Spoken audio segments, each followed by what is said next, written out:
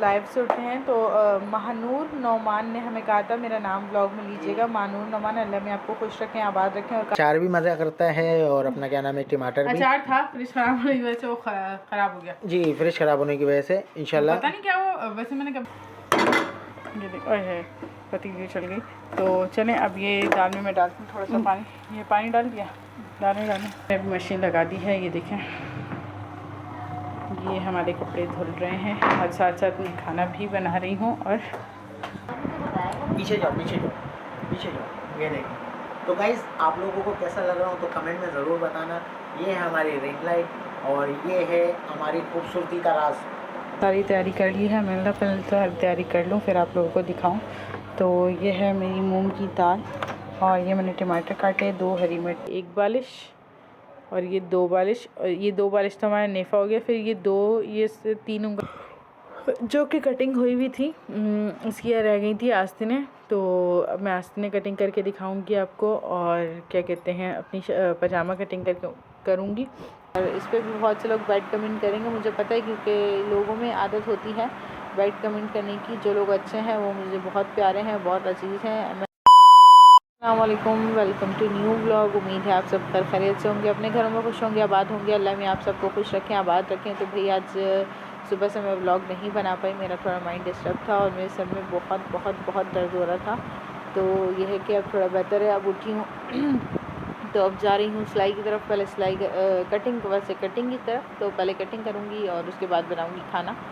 तो अब मैं अपना सूट निकालूंगी, उसके बाद कटिंग करूँगी, आपको सारा कटिंग का सिस्टम दिखाऊंगी। और बस एक दूसरे को दुआ का तोहफ़ा देते रहें, ये पैगाम मैं हमेशा देती रहूँगी जब तक मैं ज़िंदा हूँ।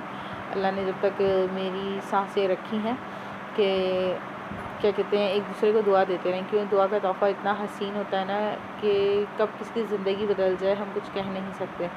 तो बस एक दूसरे को दुआ दें और अल्लाह मियाँ हासिदीन की हसद से इंसान को दूर रखे, क्योंकि आपकी ज़िंदगी में बहुत सारे हासिदीन होते हैं, आपको पता नहीं चलते वो कब क्या कर जाएं आपको कुछ अंदाज़ा नहीं होता।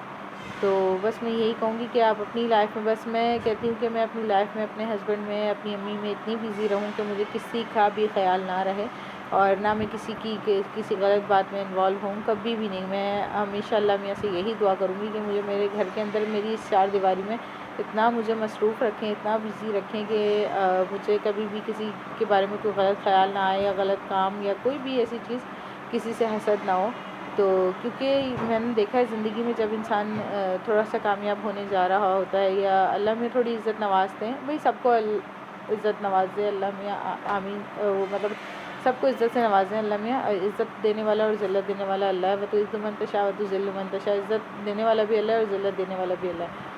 तो जब थोड़ा कोई मतलब एक कहते हैं ना स्मॉल स्टेप पे होते हैं, मीडियम पे आते हैं, तो काफ़ी लोगों को मतलब अच्छा नहीं लगता आपके मतलब जो मतलब आप समझ ही गए होंगे, मैं खुल के बोल नहीं सकती, कुछ आपस में ही होते हैं तो उन्हें हज़म नहीं हो रही होती ये चीज़, तो इसलिए ना वो हसद करते हैं, वो हर तरीके से चाहते हैं कि आप डाउन हो।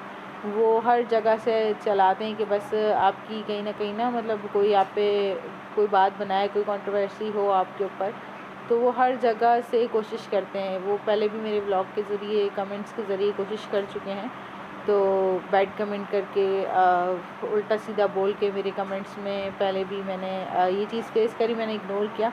वो अब भी किसी और के ज़रिए क्या कहते हैं वो कमेंट्स कर रहे हैं, अपना मतलब जो उनका हथियार है वो चलाने की कोशिश कर रहे हैं।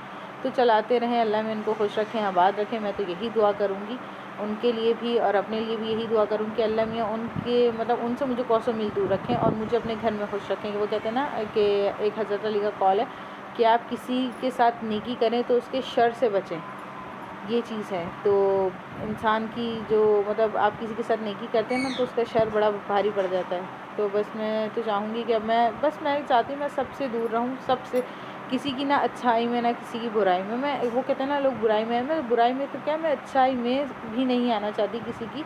और मैं सबसे बस अब दूर रहना चाहती हूँ सबसे। अपनी ज़िंदगी में ना बस सुकून चाहती हूँ, क्योंकि मैं थक चुकी हूँ हर चीज़, किसी को कुछ मतलब सुन के, बोल के, सबसे ना हर चीज़ से मैं उकता चुकी हूँ, तंग आ चुकी हूँ। मैं बस चाहती हूँ अल्लाह मियाँ मुझे जल्द से जल्द अपने घर से नवाज़ दें, कोई ज़रिया ऐसा बन जाए, कुछ भी मतलब कोई भी ऐसा वो हो तो मुझे अल्लाह में अपने घर से नवाज़ दे, मैं अपनी अम्मी को यहाँ से लेके चली जाऊँ और अपने हस्बैंड को और एक अपनी सुकून भरी ज़िंदगी गुजारूँ, क्योंकि बहुत ज़्यादा मसले होते हैं। तो इसलिए बस मैं यही कहना चाहूँगी कि मेरी जो बर्दाश्त है ना वो बस मतलब बर्दाश्त तो अल्लाह ने बहुत रखी। मैं कहती हूँ अल्लाह में मुझे बर्दाश्त और दें, सब्र दें और सब्र मेरा बढ़ाएं। मगर ये है कि एक स्टेज आती है इंसान थक जाता है। मैं अपने बाबा के टाइम से मतलब होती हैं चीज़ें फेस करनी पड़ती हैं, तब से हो रही हैं। तो मेरे जो मतलब एक दिमाग है ना वो सुन हो चुका है, मुझे समझ में नहीं आता कि मैं क्या करूँ क्या बोलूँ। सारा दिन मेरा सर ऐसा दुख रहा होता है। तो बस मैं यही कहूँगी कि मैं अपने घर में ना सिर्फ अपने हस्बैंड के साथ, अपनी अम्मी के साथ और अपने जो मेरे करीबी कुछ लोग हैं जो अल्लाह मियाँ मेरे मतलब उन्हें खुश रखें, आबाद रखें, वो मेरे लिए दुआ करते हैं और मैं अच्छे बुरे वक्त में हूँ मुझसे पूछते हैं। तो बस मैं उन लोगों के साथ हमेशा खुश रहना चाहती हूँ और सब बुरी हर चीज़ से दूर रहना चाहती हूँ। तो ये मैसेज मेरा सबके लिए है। अगर देखते हैं मेरा व्लॉग या कोई भी मेरा व्लॉग देख रहा है जो मेरे बारे में नेगेटिव सोचता है, तो बस मैं उनसे यही कहूँगी कि भाई आप अगर सोच रहे हो तो सोचते रहें, मगर प्लीज़ प्लीज़ प्लीज़ प्लीज़ मेरी आपसे इल्तिजा है कि आप सब लोग मुझसे दूर रहें और मुझे अपने आप से दूर रखें, बेहतर है। क्योंकि मैं नहीं चाहती किसी को कुछ बोलना। मैं वाकई भी मैं अल्लाह की कसम खा सकती हूँ इस बारे में कि मैं किसी को कुछ बोलना नहीं चाहती, ना किसी को देखना चाहती हूँ, ना किसी के सार में आना चाहती हूँ, कुछ भी नहीं करना चाहती। बस मैं ये चाहती हूँ कि अल्लाह मियाँ बस मेरा कहीं ना कहीं से वसीला हो जाए और मैं अपनी अम्मी को लेके यहाँ से चली जाऊँ सुकून से और अपने घर में खुश रहूँ अपने हस्बैंड के साथ, अपनी अम्मी के साथ।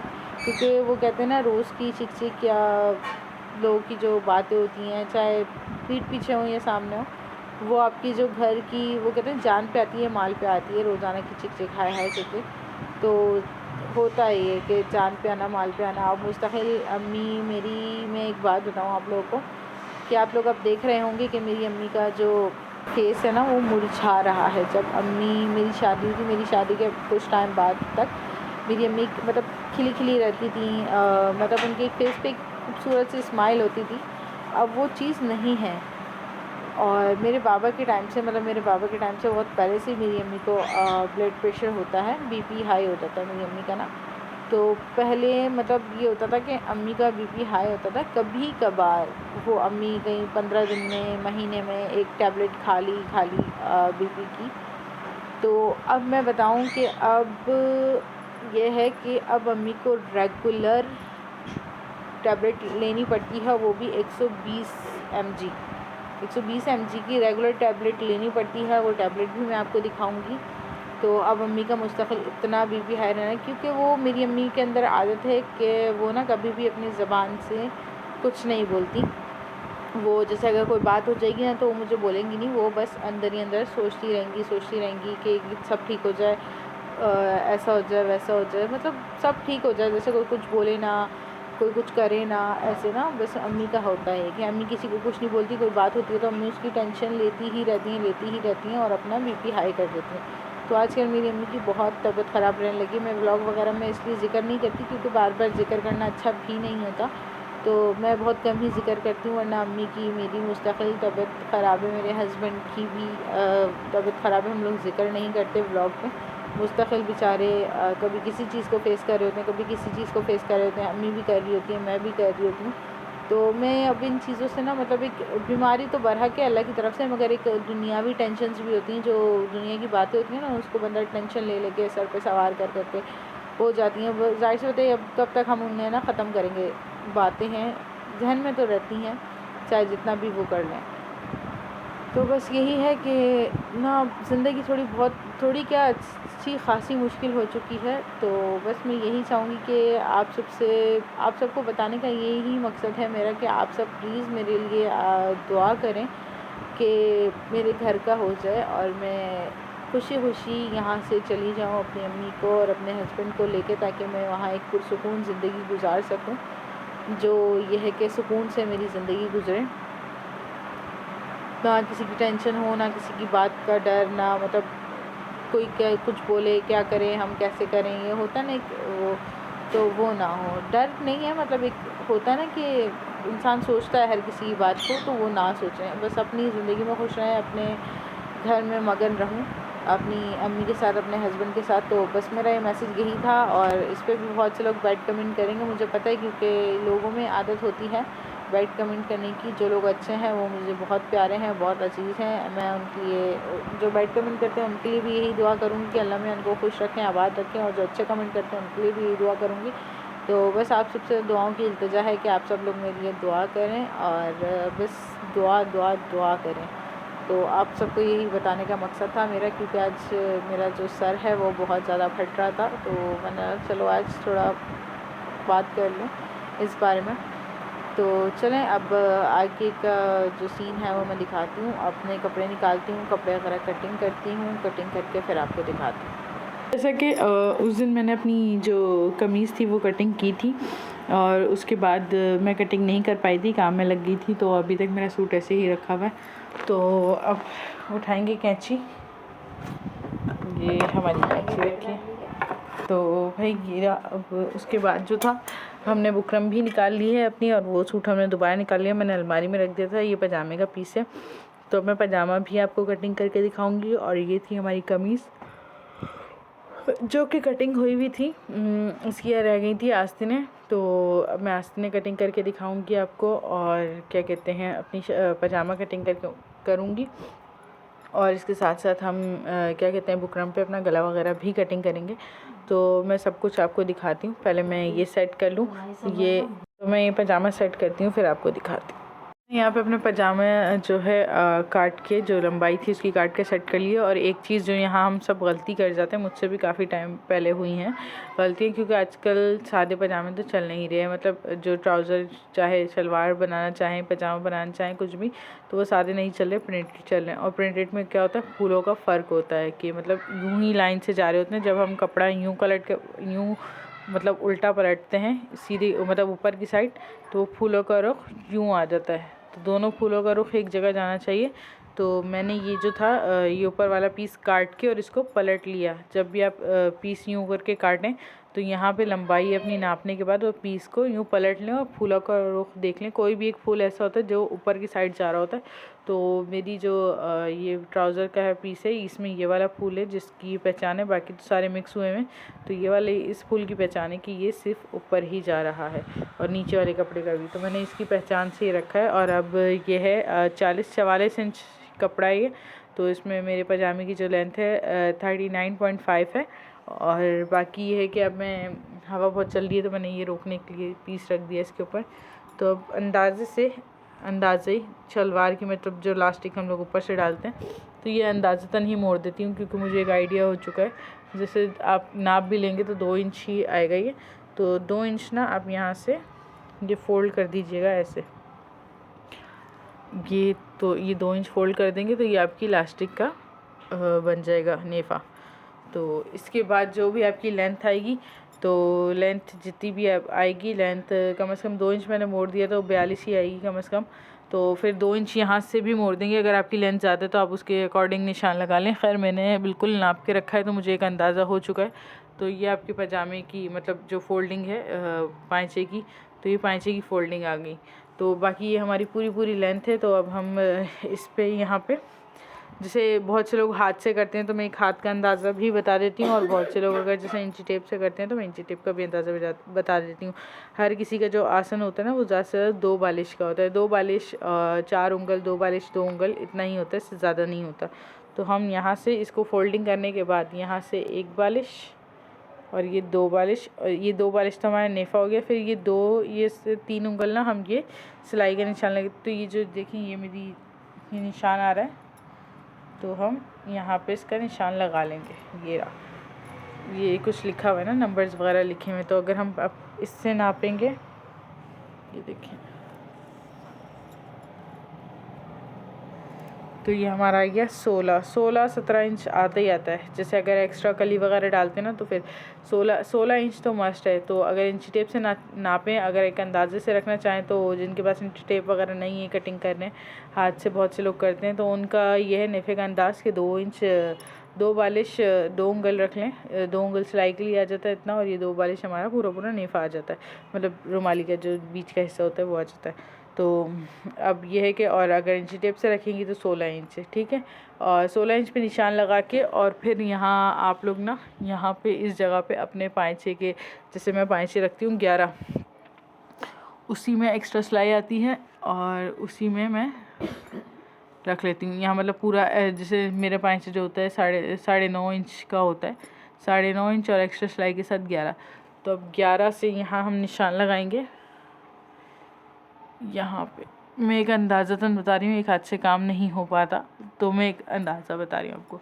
11 पे निशान लगाएंगे। और जो लोग मतलब आड़ा रखते हैं, जो एक मतलब आड़ा पाँचा रखते हैं शलवार टाइप की तौर पे, जिनकी मतलब जो थोड़े हेल्दी होते हैं, तो वो क्या करें, ये वाला जो निशान है ना, जो हम अपने पाँचों का निशान लगाया, ये निशान ऐसे क्रॉस करके इस जो हमने यहाँ पे ये लगाया है आसन का निशान, इससे मिक्स कर देंगे, मतलब क्रॉस करके, जैसे कि ऐसे ये बिल्कुल क्रॉस कर देंगे। जो लोग थोड़े हेल्दी हैं और मतलब थोड़े खुले पाँचे पहनना पसंद करते हैं शलवार टाइप, ये एक जो बिना कली की शलवार होती है ना, ये वो बन जाती है।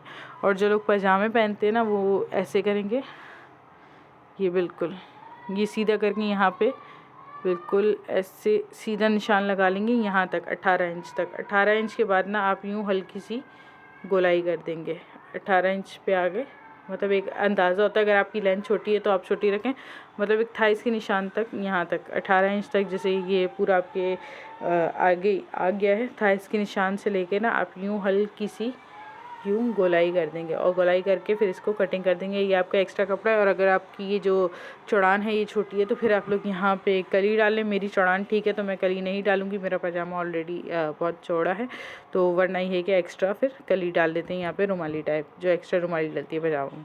तो चले मैं निशान लगाती हूँ, कटिंग करती हूँ, फिर आपको दिखाती हूँ। तो भाई ये देखिए मैंने काट दिया है क्रॉस में, ये देख सकते हैं आप, पूरा मैं आपको दिखा दूँ। ये नीचे से यूँ मैंने यहाँ तक निशान लगाया 18 इंच पे, 18 इंच के बाद मैंने यूँ करके क्रॉस कर दिया। अच्छा एक बात और, जैसे अगर हम पजामे में जब कली डालते हैं वो तो डलती ही क्रॉस से, अब ये है सीधा, ये बिल्कुल सीधा है। तो जो एक हिप्स का निशान आता है ना, वो भी आता है, तो हिप्स का निशान मैंने ये लगा लिया। ज़्यादा से ज़्यादा 1 इंच 1.5 इंच का ये लगता है। यूँ करके हल्की सी गोलाई, यहाँ पे आके सीधा हो जाता है और यहाँ पे आके सीधा हो जाता है। तो एक हम निशान भी काटेंगे, देखें।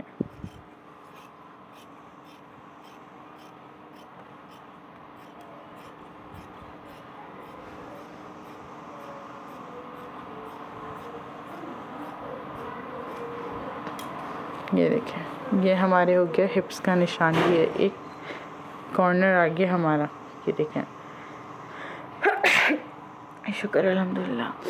तो अब ये हमारे पजामे की जो कटिंग है वो कंप्लीट हो चुकी है। अब हम अपना पजामा रख देंगे, अपनी स्लीव्स काटेंगे। मैं आपको स्लीव्स काट के भी दिखाती हूँ और स्लीव्स काट के फिर आगे गला भी काट के दिखाऊँगी आपको। तो भाई ये मैंने आस्तीन का कपड़ा रख लिया था। ये जो आस्तीनें थी, आस्तीनें रख ली हैं डबल करके, फोल्ड करके। तो आस्तीनों की जो गहराई थी ना, ये देखें, ये आ रही थी कम, ये आ रही है कम से कम 9.5 भी पूरी नहीं आ रही। तो मेरी जो आस्तीनों की गहराई आई है वो आई है 12 इंच। तो ये 12 इंच से खैर ज़्यादा ही हो गया, कपड़ा था तो मैंने रख लिया।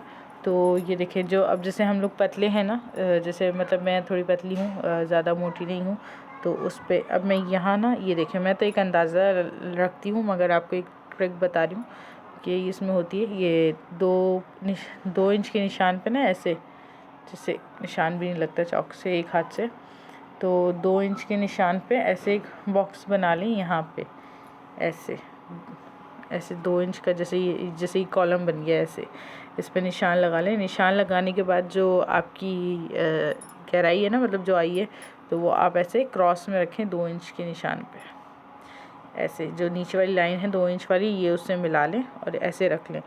तो फिर इससे ये होगा, जो ये एक्स्ट्रा कपड़ा है ना, ये ऐसे फिर हल्की सी ऐसे गोलाई करें, यूँ गोलाई आए यहाँ पे, इस वाले कपड़े पे गोलाई ख़त्म करके यहाँ पे थोड़ा स्ट्रेट ले लें, मतलब हल्की गोलाई करिएगा, ज़्यादा नहीं। आजकल नॉर्मल चल रही है, वैसे ज़्यादा नहीं चल रही, क्योंकि मैं एक हाथ से निशान लगा नहीं पा रही। तो मैं तो बगैर निशान के ही काट देती हूँ। तो मैं आपको एक अंदाज़तन बताती हूँ, ऐसे यूँ गोलाई ला के यूँ मतलब एक सीधी तिरछी गोलाई जो होती है वो वाली, वो करके, और फिर यहाँ पे मेरी आस्तीन तो मैं इतनी ही चौड़ी रखूँगी, बल्कि इससे कम ही करूँगी, इतनी ज़्यादा चौड़ी मैं रखती नहीं हूँ, नॉर्मल रखती हूँ ये पहनी हूँ। और तो फिर मैं ऐसे यहाँ पे जो है, यहाँ पे जो ला के निशान रोकूँगी ना, यहाँ से लेके मतलब यहाँ से ऐसे क्रॉस का निशान लगा दूँगी, बिल्कुल जैसे कली काटते हैं ना, ऐसे बिल्कुल ऐसे क्रॉस का निशान रखूँगी, ताकि इतनी सी कली मुझे मिलेगी और मैं यहाँ पे जोड़ दूँगी और ये फिर ना दिखाई भी नहीं देती, तो इसलिए। तो चले मैं कली काटती हूँ, कली काट के फिर आपको दिखाती हूँ। तो भाई ये देखिए, मैंने जो थोड़ी सी जो दामन में से पट्टी बची थी ना, उसको थोड़ा सा उसको डबल काट के, मेरी आस्तीन छोटी भी पड़ी थी, तो मैंने चलो एक डिज़ाइन भी हो जाएगा, तो मैंने उसको काट के यहाँ पे 4 इंच की पट्टी डाल दी। अब मैं इसके आगे बेल लगाऊंगी, पट्टी पलट दूंगी तो क्या खूबसूरत लगेगी। ये देखें, ये पट्टी ऐसी है। तो और मैंने इसको थोड़ा सा क्रॉस भी काटा है थोड़ा सा, और अब जब मैं इस पर सिलाई लगाऊंगी ना, सिलाई लगाने के बाद भी मैं थोड़ा सा इसको काट दूंगी, वो सिलाई लगाने के बाद ही सेटिंग आएगी। और अब आ चुकी है लाइट, तो ये देख सकते हैं आप, लाइट आ गई है। तो अब मैं जा रही हूँ खाना बनाने, और बाद में काटूँगी गला वगैरह। तो खाना बना के किचन वगैरह समेट के, रोटियां वगैरह बना के फिर मैं आपको दिखाती हूँ। मतलब आइए कंटिन्यू करते हैं अपने ब्लॉग को। तो खाना बनाते टाइम अब मिलते हैं हम किचन में आपके साथ। चलो से मैं किचन में आ गई थी और किचन में मैंने सारी तैयारी कर ली है। मैंने पहले तो तैयारी कर लूँ फिर आप लोगों को दिखाऊँ। तो ये है मेरी मूंग की दाल, और ये मैंने टमाटर काटे, 2 हरी मिर्ची, ये हल्दी, थोड़ी सी पिसी मिर्च और गरम मसाला, और ये अब डालेंगे ऑयल। बिस्मिल्लाहिर्रहमानिर्रहीम। हमने अपना ऑयल डाल दिया,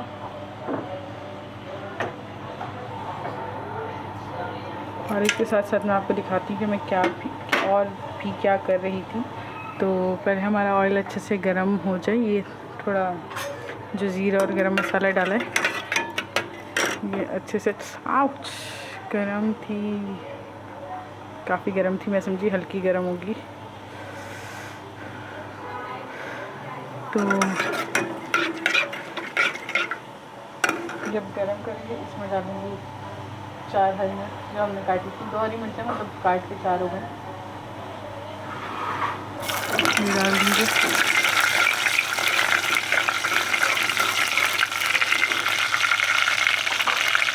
फिर डालेंगे टमाटर,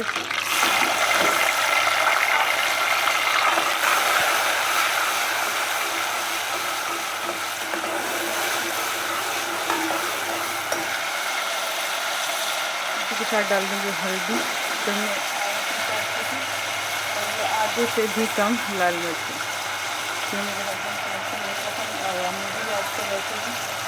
मिर्चे और नमक वगैरह सब कम ही खाती हूँ। अब रह गए सिर्फ नमक, जब दाल डालूँगी तो नमक डालूँगी उसके बाद। और इसके बीच में आपको दिखाती हूँ कि मैंने क्या किया। पहले तो मैं उठी, कपड़े कटिंग करने के बाद मैं किचन में आई थी, फिर मैंने ये सारी चीज़ें अपनी रेडी करी हैं। जब तक टमाटर थोड़े गल रहे हैं तब तक मैं आपको दिखाती हूँ कि मैंने लगा ली मशीन, क्योंकि थोड़े कपड़े होते हैं मेरे हस्बैंड के, ये रखे हुए हैं, तो और थोड़े से धुल भी चुके हैं, इसमें रखे हुए हैं। तो मैंने मशीन लगा ली। मैंने चले क्या कहते हैं, हाथ का थोड़ा काम निपटाएं, क्योंकि भाई थोड़े से भी कपड़े होना तो धो लेने चाहिए। और मेरे हस्बैंड के हो गए थे ईद से, तक खैर काफ़ी आपने देखा कि मैंने हाथ से भी धो के डाले। तो अब यह है कि ये जो है हम टंकी भर के रखते हैं, तो इस टंकी के पानी से मैंने क्या कहते हैं मशीन लगाई है, क्योंकि बस मैं ज़्यादातर इससे धोना पसंद करती हूँ।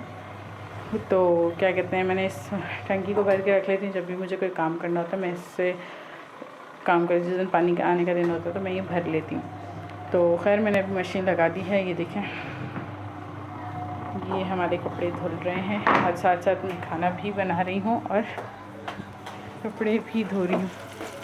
तो चलिए अब हम अपना खाना कंटिन्यू करते हैं।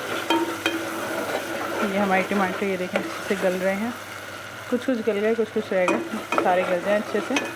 तो ऐसे पता चल जाता है कौन से टमाटर गल गए, कितने रह गए। ये ऐसे चमचे के नीचे आते हैं ना, तो पता चल जाता है। तो ये भी हम थोड़े से अपने टमाटर और गलाते हैं, जब तक मैं निकालती हूँ आटा भी गूँधूँगी। आटा गूँध के रोटी बना के फिर आपको दिखाती हूँ।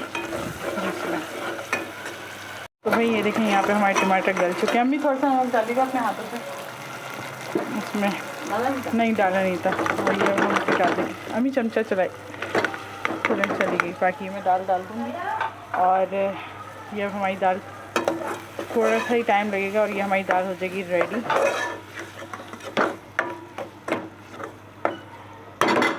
ये ओए पतीली चल गई। तो चलें अब ये दाल में मैं डालती हूँ थोड़ा सा पानी। ये पानी डाल दिया, डालने लाइन में पानी डाल देती हूँ। ला डाल दिया।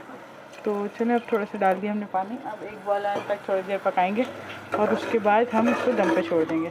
और जब तक हमने ये आटा निकाल लिया है, आटा गूँधेंगे, रोटियाँ बनाएंगे, फिर आपको मिलते हैं सीधा खाने पे ही मिलेंगे अपने हस्बैंड के साथ। अस्सलाम वालेकुम, रियल शानू न्यू व्लॉग। उम्मीद करता हूँ आप लोग कैसे हैं, खैरियत से होंगे। अल्लाह पाक आपको खुश रखे, आबाद रखे। तो भाई पहला इंट्रो हमारी बेगम का, दूसरा हमारा। तो माशाल्लाह आप लोगों के सामने आया हूँ तो सलाम तो बनता है। तो उम्मीद तो यही है कि आप लोग बिल्कुल बम्बार्ड होंगे और अपने बच्चों के साथ, हस्बैंड के साथ घूम रहे होंगे, खा रहे होंगे, पी रहे होंगे। अल्लाह पाक आप लोगों को खुश रखे, आबाद रखे। और ये हमारी अम्मी जी भूख लग रही है, कटोरा देखो लेकर आओ। हाँ तो चलो। तो गाइस अभी काम पे से आया, आते ही थकान इतनी हो रही थी और धुन मट्टी भी थी, तो मैंने फ़ौरन चेंज मारते ही मैंने तो चेंज किया। फिर अब दस्तरखान भी हमारा लग रहा है हाथ के हाथ ना, ये देखें, थोड़ा बहुत दिखा सकता हूँ, ठीक है। और बाकी इसकी रेसिपी भी है, वो रेसिपी आप देख चुके हैं, ठीक है। तो इंशाल्लाह आप लोग भी ट्राई करिएगा, बहुत टेस्टी बनता है ये। और क्या, बिल्कुल ऐसा ही है। और मैं बहुत ज़्यादा शौक से खाता हूँ ये। दिखाऊँ आप लोगों को, ये है मूंग की दाल। आप बासी रोटी खाएंगे ताज़ी? मैं बासी भी खा लूँगा, ताज़ी भी खा लूँगा, मसला थोड़ी है। तो भाई इस दाल के साथ जो है ना अचार भी मज़ा करता है, और अपना क्या नाम है, टमाटर भी। अचार था, फ्रिज खराब होने की वजह से वो खराब हो गया। जी, फ्रिज खराब होने की वजह से इंशाल्लाह पता नहीं क्या वो, वैसे मैंने कभी देखा नहीं है, अचार में फफूंद लग गई। हाँ फूपन लग गई, फूपिन फफूंदी यानी कि ग्रीन हो गया, वो ख़राब हो गया। तो चलो तो गाइस अपना खाना वाना खाते हैं। खाना वाना खाने के बाद आप लोगों से मिलते हैं, आगे का क्या सीन है तो आप लोगों को बताते हैं। जुड़े रहे हमारे ब्लॉग के साथ। अगर आपको हमारी ये वीडियो अच्छी लगी हो तो सब्सक्राइब करना मत भूलना, और ये रेसिपी ट्राई ज़रूर करना। मिलते हैं थोड़ी देर में। अल्लाह से गाइस आप लोगों को कैसी लगी दाल भुनी हुई, जो मैं बहुत शौक से खाता हूँ। हमारी बेगम साहिबा बनाती है हमारे लिए, और अम्मी भी बनाती हैं।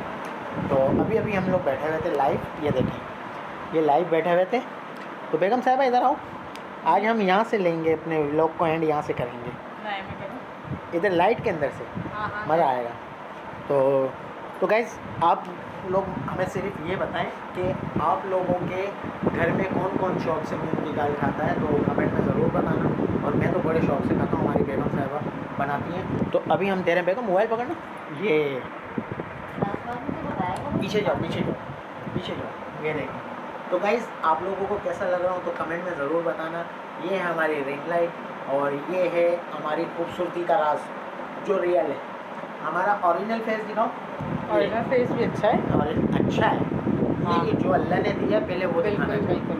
ये मैं रियल तो खाली लाइट है, शो आउट हम नहीं करते ऐसे। भाई मेरी मियाँ की जो उर्दू है ना वो बस थोड़ी वीक है। हाँ, और अच्छा हाँ एक बात, अभी हम लाइव से उठे हैं। तो महानूर नौमान ने हमें कहा था मेरा नाम ब्लॉग में लीजिएगा, महानूर नौमान। अल्लाह में आपको खुश रखें, आबाद रखें। और कहा था बहुत सारी दुआएं देने के लिए।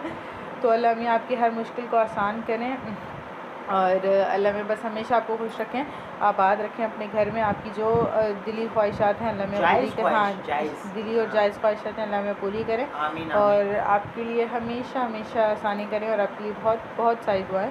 अल्लाह में आपको कामयाब करें, आपको लंबी ज़िंदगी अता फरमाएं। आमीन सुम्मा आमीन। अपने हिफ्ज़-ओ-अमान में रखें, आमीन सुम्मा आमीन। तो बस आप लोग इसी तरीके से हमें दुआओं में याद रखा करें, हम भी आप लोगों को दुआ में याद रखेंगे। ये है हमारा खूबसूरती का राज, और राज के साथ साथ मैं अपने ब्लॉग को करता हूँ यहीं पर ही है, real Shanu vlog. Like, share, comment और सब्सक्राइब करना मत भूलना। बेल आइकन का बटन भी दबाना मत भूलना। मिलते हैं नेक्स्ट व्लॉग में, अपना बहुत सारा ख्याल रखिएगा। अल्लाह हाफ़िज़।